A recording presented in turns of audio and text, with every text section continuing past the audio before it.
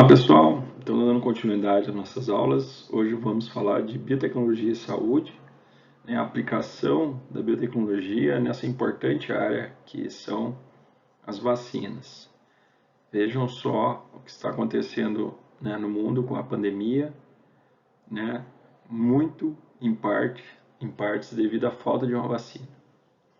Então esse tema é fundamental para a biotecnologia, é fundamental para a nossa sociedade.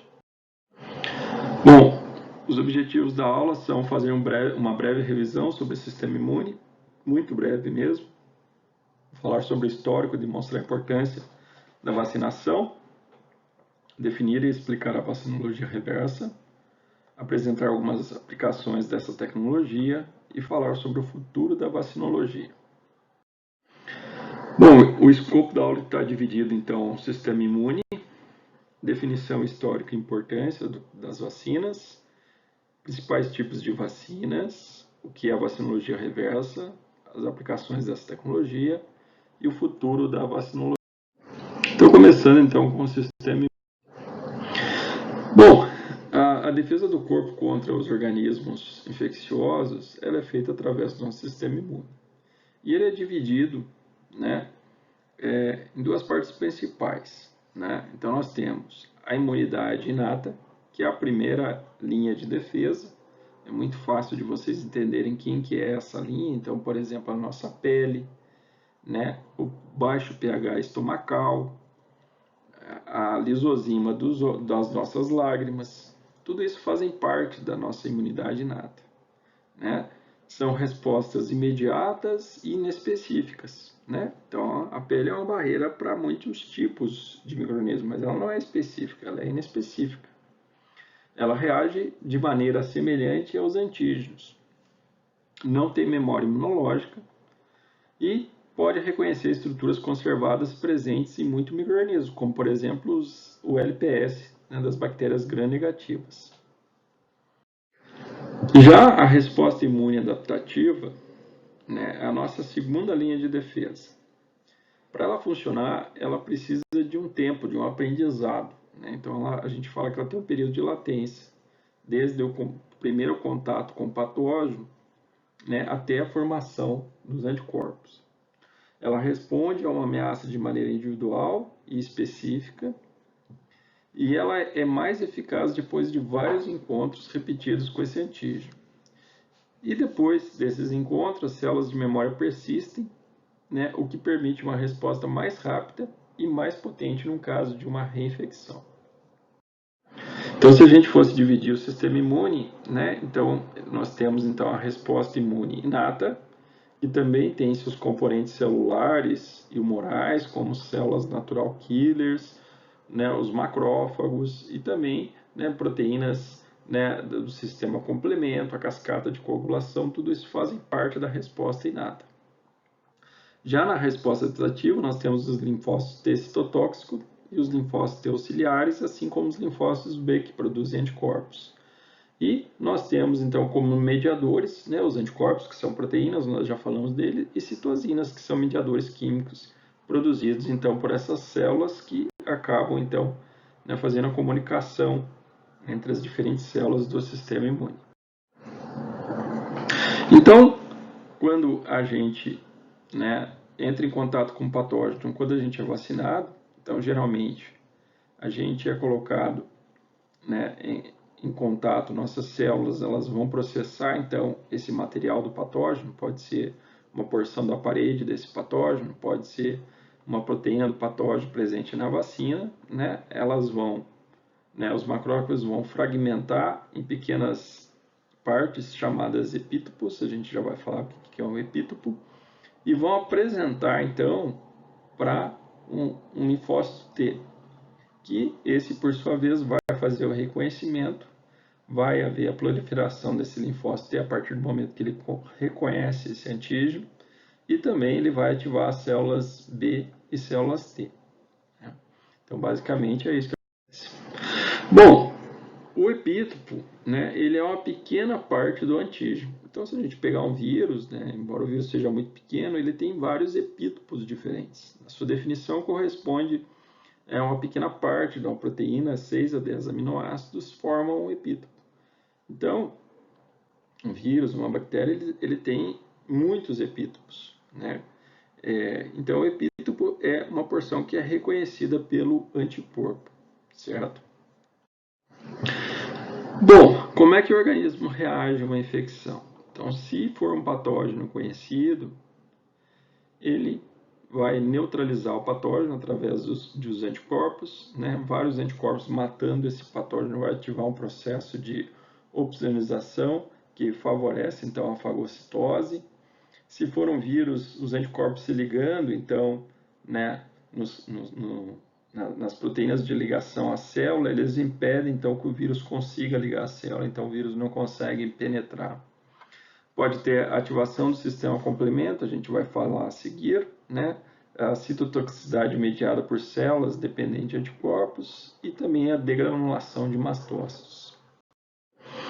Então, por exemplo, né, esse processo de opsonização, né, o patógeno ele pode estar recoberto, né, por anticorpos ou pela proteína C3b aqui, ó, né? Então, ele vai ativar essa cascata, é uma cascata complemento, né, no qual a proteína C3 ela é quebrada em C3b e C3a. A C3b cliva a C5 se transforma em C5b e C5a. A C5b ativa a C5c e a C6, C7, C8 e C9 vão formar então esse complexo MAC, que é o complexo de ataque à membrana. Isso vai provocar então a lise da célula, né? Então aqui é uma microscopia mostrando então essa citólise causada pelo sistema complemento. Então o sistema complemento ele faz parte, né, da nosso sistema resposta imune inata, e a partir do momento que esse patógeno é reconhecido, então ele é clivado por esse sistema complemento. Bom, vamos falar agora das vacinas, né? Então, a definição histórica e importância. O que faz uma vacina? A vacina ela mimetiza uma infecção natural para que o organismo produza imunidade de maneira semelhante, né? Ela estimula uma resposta imunológica protetora do hospedeiro para combater um patógeno invasor, né? Para isso, é necessário entender o ciclo do patógeno e a resposta imune do hospedeiro, tanto a nível celular como moral, produção de anticorpos. Então, quando você é vacinado, o que acontece? É injetado, então, o micro-organismo inativado ou proteínas do micro-organismos, né, no seu músculo ou abaixo da pele. Essas proteínas elas vão ser, então, reconhecidas, né, por linfócitos, por macrófagos, né? Esses macrófagos vão ativar outras células, né? Essas células vão ser ativadas, então, se for um vírus que é um parasita intracelular, ele vai penetrar na célula. O linfócito essa célula vai apresentar uma porção do vírus para as células apresentadoras de antígeno. Eles vão ativar, então, os linfócitos T. Eles vão reconhecer, então, essas células e vão matar essas células que estão infectadas pelo vírus, né? E após esse processo, vão ficar células B de memória, células T de memória, que vão proteger a gente, no caso, né, quando de fato uma infecção acontecer. É assim que funcionam as vacinas. Bom, quando que isso começou, né? Então, o processo de variculação, né, ele começou na China, no século XI. Não havia, né, o conhecimento sobre a gente, e as pessoas que sobreviviam, né, então, basicamente, o que se fazia era usar, né, as roupas de pessoas que morreram de varíola, né, e aí você se infectava também. Claro que uma parte dessas pessoas morriam, né, mas uma parte sobrevivia e ficava imune. Aí, em 1970, o Eduardo Jenner, ele observou, né, que as mulheres que ordenhavam e que entravam em contato com o cowpox, que é um vírus de vaca muito semelhante ao vírus da varíola humana, elas eram imunes ao vírus da varíola. Então, o que o Eduardo Jenner fez foi pegar, então, pústulas da mão de uma ordenhadeira e inocular um garoto de 8 anos, né, e depois desafiar ele contra o vírus da varíola humana. E aí foi a primeira vacina, né, e aí que se desenvolveu o conceito, então, de vacina. Depois, o Louis Pasteur, em 1885, ele desenvolveu a vacina contra a raiva, né, usando suspensões de medulas de coelho que foram dessecadas a 37 graus e que eram inoculadas após a exposição. O que o Pasteur não sabia é que quando ele fazia isso, na verdade, né, como o vírus da raiva é um vírus inativado, como ele ficava sendo dissecado por várias semanas a 37 graus, o vírus era inativado. E aí é como se ele estivesse usando uma vacina inativada contra o vírus. Bom, nós temos vários históricos, né, de sucesso, né, na vacinação. Então vejam aqui que tinha dezenas de milhares de casos de poliomielite nos Estados Unidos, que após a introdução da vacina contra a poliomielite, esses casos caíram aí, né, para praticamente zero, né? E a poliomielite é uma doença que está sendo quase erradicada. Olha essa foto, né, aqui de pulmões mecânicos, né? Porque o vírus ele pode desde causar uma paralisia parcial dos membros ou deixar a pessoa tetraplégica, ou em casos mais graves ele pode causar paralisia do músculo do diafragma. E a pessoa não consegue respirar, então ela precisa de ajuda desses equipamentos. Felizmente, a nossa geração, graças à vacina, a gente não conheceu essa realidade aqui. Então, a varíola humana ela foi, né, a primeira doença erradicada, ela foi erradicada em 1980, graças à vacina, né, contra a varíola. E hoje nós somos, né, todo mundo é suscetível à varíola, né, mas esse vírus está erradicado. Então, se esse vírus reaparecesse hoje, ia causar, com certeza, né, um grande número de mortes, né? Mas até então esse vírus está erradicado. Então essa é a importância da vacinação, né? A varíola ela matava um percentual de pessoas que se infectavam, principalmente crianças, né? Então, novamente, nossa geração não passou por isso.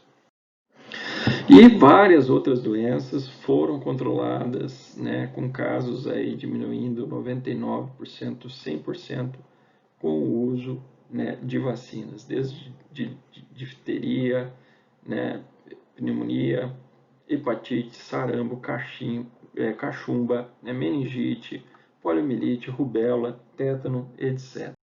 Né? Embora, como as pessoas estão, né, diminuindo a vacinação, algumas doenças estão retornando. Então, um exemplo é a vacina tríplice, né, contra a difteria, tétano e coqueluche, né, que ela diminuiu então os casos, né, dessas doenças, mas desde 1980, né, como as pessoas elas estão deixando de ser vacinadas, principalmente devido a campanhas de vacinação, tem aumentado então o número de pessoas expostas a isso. E por que acontece isso, pessoal? Porque quando você tem um grande número de pessoas vacinadas, né, você tem poucas pessoas suscetíveis ao vírus. Então isso dificulta, né, o processo do vírus encontrar uma pessoa suscetível. Mas quando você tem poucas pessoas vacinadas, isso é facilitado. Então você facilita a disseminação do vírus. Então essa é a diferença. E por isso que vacinar é um ato comunitário. Né? Então todo mundo tem que se vacinar para proteger e principalmente proteger aqueles, né? Tem algumas pessoas por uma série de características que não podem se vacinar dependendo do tipo de vacina, né? Então a gente tem que se vacinar para proteger principalmente essas pessoas. Bom, quais são os tipos de vacinas? Né? Nós temos vacinas vivas, né? Como por exemplo a vacina contra a febre amarela, é um vírus vivo, atenuado, né? Quer dizer, quando a gente é vacinado, ele se replica na gente e o nível de imunidade é muito bom. Nós temos vacinas inativadas, onde, né, o antígeno está morto, não tem capacidade de replicar, e a essas vacinas geralmente a gente adiciona um adjuvante para, né, aumentar, né, a potência dessa vacina, e vacinas combinadas, que podem ter antígenos vivos ou inativados, né, ou vários antígenos inativados, que é o mais comum.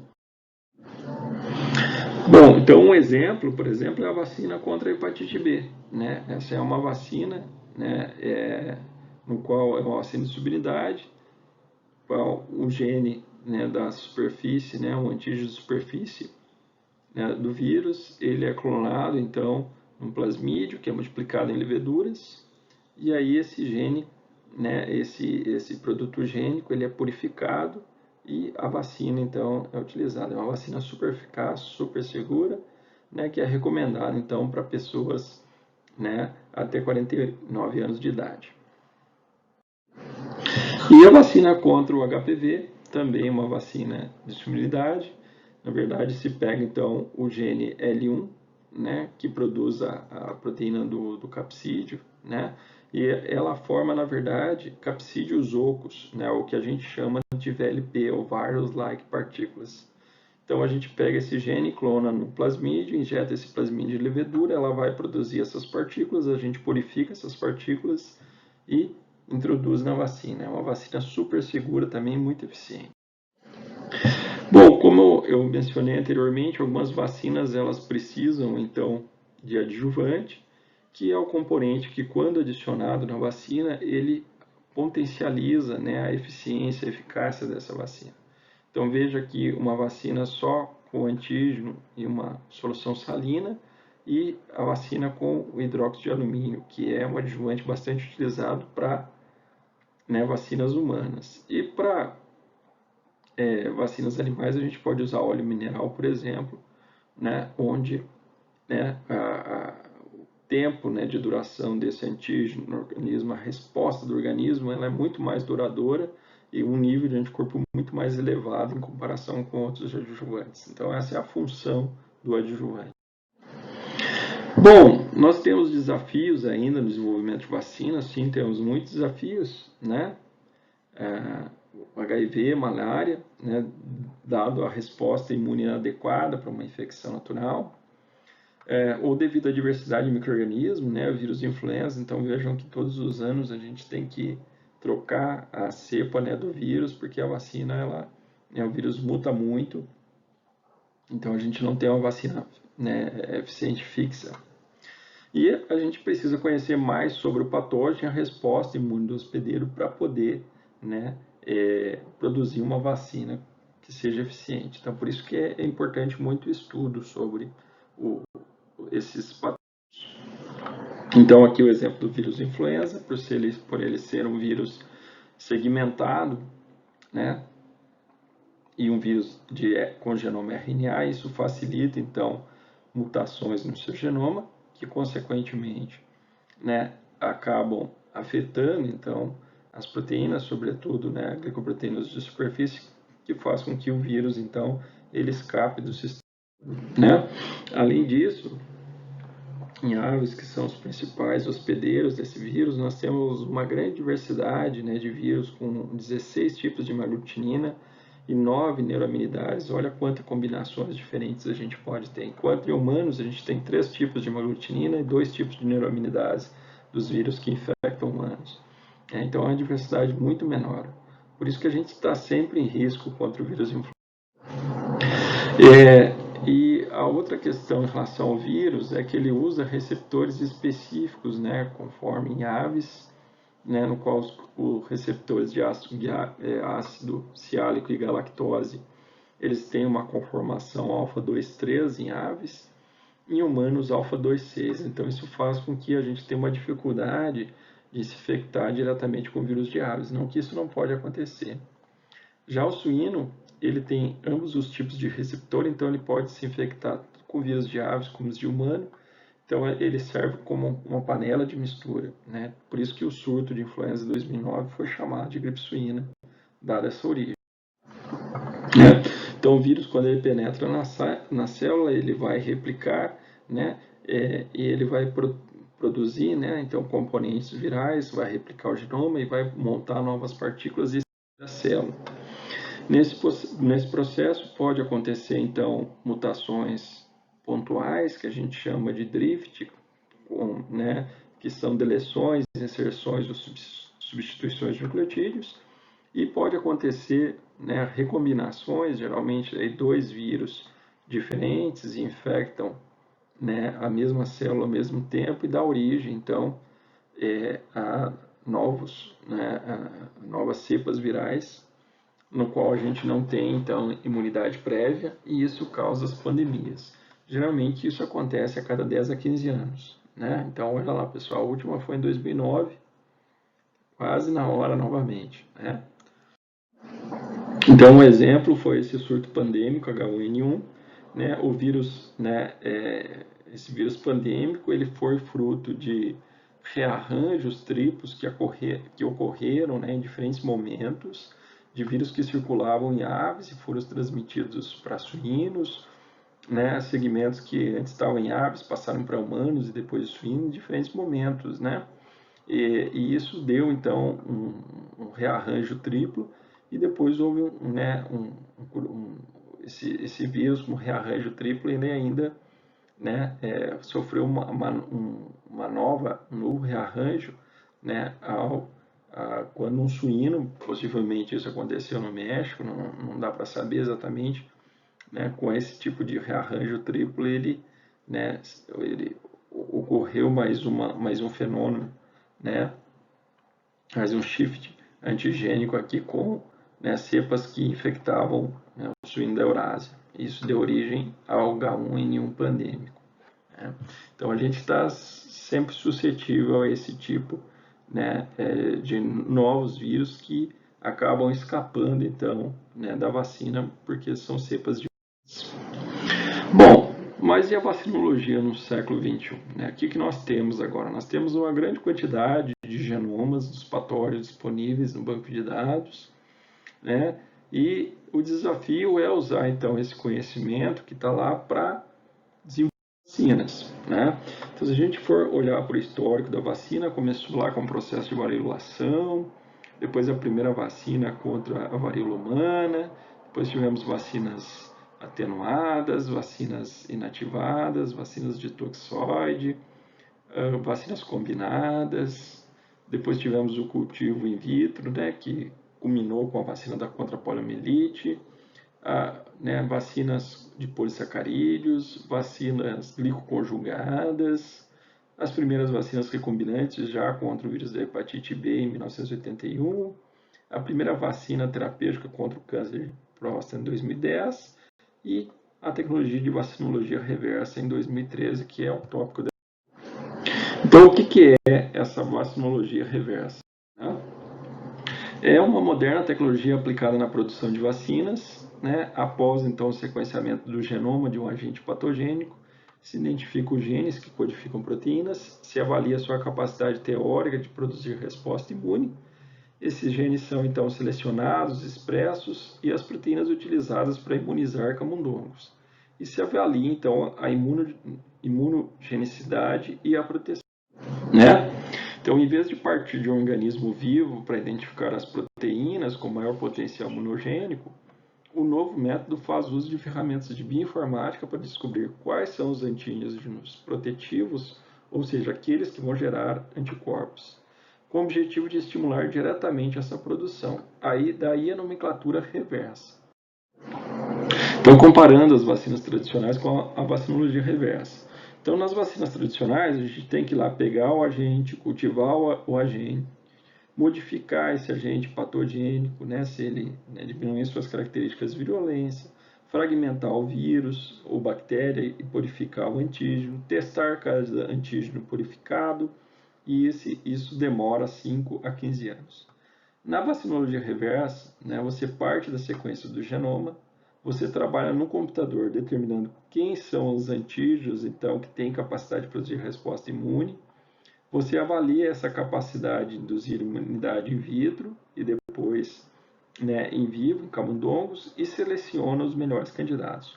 Com isso, você diminui o tempo de desenvolvimento de uma vacina, né, de 5 a 15 anos para 1 a 2 anos. Então, é tremendo. Né? Então, é uma abordagem genômica para o desenvolvimento de vacinas, onde você começa lá, então, com a análise do genoma, verifica aqueles que, de fato, têm o potencial de expressar, né, antígenos que são antigênicos, né, que promovem, produzem, que estimulam a produção de anticorpos. Aí você clona esses antígenos, né, expressa aqueles que forem expressos. Você imuniza camundongos para ver se de fato eles vão ser capazes de produzir anticorpos. Depois você seleciona esses antígenos e elege aqueles melhores para a produção da vacina. O termo vacinologia reversa ele foi proposto pela primeira vez nos anos 2000 com a identificação de novos antígenos baseados na sequência do genoma da cepa do sorogrupo B de Neisseria meningitidis, e o uso da vacinologia reversa mudou a forma como o desenvolvimento de vacinas é abordado. Essa nova era de pesquisa de vacinas tem sido referido como um renascimento da vacinologia. O primeiro pesquisador a desenvolver esse método foi o Dr. Rino Rappuoli, que é o pioneiro dessa tecnologia, e ele desenvolveu então uma vacina contra a Neisseria meningitidis. Então o grupo dele já trabalhava no desenvolvimento de vacina e encontrava muitas dificuldades de fazer uma vacina eficiente contra essa bactéria pelos métodos tradicionais. Então ele pegou antígenos dessa bactéria, testou vários antígenos, selecionou aqueles que melhores davam uma resposta e desenvolveu uma vacina. E essa vacina ela já está no mercado, e inclusive aqui no Brasil. Então, se a gente pegar lá a bula dessa vacina, está escrito lá que ela contém, então, fragmentos, proteínas, várias proteínas da Neisseria meningitidis, que são produzidas, então, pela tecnologia de DNA recombinante, Escherichia coli, ela é absorvida com hidróxido de alumínio, e ela vem numa suspensão injetável. Então, aqui é a descrição da vacina. Esse caso inovador e bem-sucedido da produção de uma vacina, para o grupo de meningococo, ele se deve porque durante anos os pesquisadores relataram que a bactéria era refratária para o desenvolvimento de vacinas, Ou seja, o fato de seu polissacarídeo capsular ser idêntico a um autoantígeno humano faz com que o organismo não produzisse anticorpos contra esse polissacarídeo, contra a sua cápsula, E além disso, as proteínas de superfície da bactéria eram muito variáveis. Então, esses dois fatores juntos dificultavam o desenvolvimento de uma vacina de maneira não, Então, eles mudaram a forma de desenvolver essa vacina. Então, começou inicialmente com o estudo em sílico do genoma, vendo candidatos, se separou 600 potenciais candidatos, desses 600, 350 conseguiram ser expressos quando clonados em E. coli, desses 91 eram proteínas de superfície, que eram expostas e enviadas para a superfície. Desses 91, 28 tinha atividade antibactericida, e desses 28, 3 ou 4 foram candidatos. Então, começou lá com a análise da sequência gênica, uma revisão na literatura para saber quais a função desses genes, uma análise de transcriptoma também para a expressão desses genes, Então, para buscar então esses candidatos à vacina, depois clonagem, expressão, teste de imunogenicidade, proteção em modelos animais em vivo, e depois testes clínicos com candidatos vacinais com proteção cruzada. Essa é desenvolvida a vacina. Vantagens: acesso rápido a praticamente todos os antígenos, Micro-organismos não cultiváveis podem ser utilizados porque você parte do genoma, identifica antígenos não abundantes, antígenos não expressos in vitro podem ser identificados, proteínas não estruturais podem ser usadas e patógenos perigosos podem ser estudados. Desvantagens: tem algumas antígenos não proteináceos, como os polissacarídeos e os glicolipídios, não podem ser utilizados e necessitam da sequência do genoma. Bom, algumas aplicações dessa tecnologia, além, no caso do meningococo B, nós também temos essa tecnologia foi aplicada para a brucelose. A brucelose humana é uma doença bastante grave, ela é uma zoonose, e principalmente causada pelo consumo de leite e derivados não pasteurizados. Nós temos diferentes espécies de brucela que infectam várias espécies animais e 4 delas são patogênicas para humanos. Então, o que esse trabalho fez foi buscar então esses genomas referências, achar candidatos. Tem um site, que é o Vaccine, que ele está disponível, você pode acessar através desse endereço aqui e você mesmo fazer a busca, por esses potenciais candidatos a antígenos vacinais. Então, usando o Vaccine, ele deu que 3.034 né, proteínas, dessas 32 eram expressas na proteína, eram proteínas de membrana, 30 tinham né, uma hélice transmembrana, 20 tinham uma probabilidade de adesina maior que 50%, né, 15 eram conservadas em 5 genomas, 14 não tinha similaridade com proteínas humanas, 14 não tinha similaridade com proteínas humanas, e 2 estavam ausentes em Brucella ovis. Né? Então, o resultado foi a indicação de 2 proteínas, né? Essas proteínas foram então testadas e apresentadas, então, né? 5 proteínas foram expressas e testadas, 2 preditas com alto score, como adesinas, conferiram então o fenótipo invasivo para a amostra BL21 não invasiva de Coli em células epiteliais alveolares. Todas as proteínas eleitas induziram a produção de anticorpos IgG contra a brucela em cabras, camundongos e humanos. 3 proteínas eleitas induziram proteção em camundongos após o desafio. E para vírus, a gente pode aplicar essa tecnologia também, claro, principalmente porque, né, os genomas virais são pequenos, né, estão disponíveis há muito tempo, né, mas o engraçado é que essa tecnologia primeiro foi usada em bactérias, né, mas ela também foi aplicada para vírus, né. Então, para vírus a gente pode trabalhar tanto com proteínas estruturais como não estruturais, e geralmente a gente busca, né, expressar proteínas do envelope do capsídeo. Então, proteínas estruturais são aquelas que vão formar então a estrutura do vírus, como o capsídeo, e proteínas não estruturais são aquelas que vão agir na replicação do vírus. Então, um exemplo do HIV, né, se passou 20 anos expressando proteínas do envelope, sintetizando domínios e expressando cada peptídeo. Também se focou esforços na proteína GP55, que codifica o GAG. A vacinologia reversa ela encontrou novos antígenos, né, que não fazem parte da partícula viral, estão presentes em grande quantidade, e Tati, Neff, Rev e Pom mostraram resultados promissores, né? E mostraram também que há muito a aprender em relação aos mecanismos de imunidade relacionados a ele, né? Então, genes que eram menos importantes aqui mostraram ser promissores no desenvolvimento de vacinas contra HIV. E o futuro da vacinologia? Para onde a gente está indo? Né? Então, o futuro da vacinologia, né, ele está indo para o que a gente chama de vacinologia estrutural. A gente vai olhar, então, não somente para o genoma, mas para a estrutura 3D de moléculas proteicas e ver como que ela interage, né, com o organismo. Então, a gente vai buscar, né, vai fazer o desenho racional, né, de alvos para epítopos e assim chegar a candidatos à vacina. Né? Então, a gente já né, já tem alguns artigos aí na Science, né, caminhando para esse sentido. Então, você vai trabalhar com cristalografia, vai estudar a estrutura dessas proteínas e buscar, então, epítopos que sejam imunogênicos e que sejam potenciais candidatos à vacina. Esse é o futuro. Bom, mensagens principais da aula de hoje são, então, o sistema imune é o responsável pela defesa do organismo e ele é dividido em resposta imune inata e adaptativa. Os antígenos induzem a proliferação celular e a produção de anticorpos. As vacinas simulam uma infecção natural para manter o organismo protegido. As vacinas tradicionais consistem em isolar, inativar e injetar um micro-organismo.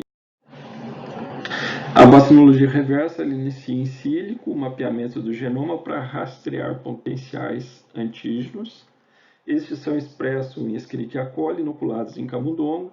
A resposta imune é avaliada e os melhores candidatos são selecionados para a vacina. Essa nova tecnologia apresenta um grande potencial para o desenvolvimento de vacinas. Aqui estão as sugestões de leitura, então referências, livros, artigos, né, que foram utilizados, sites para a confecção dessa aula. Eu gostaria de agradecer a atenção e até a nossa próxima aula.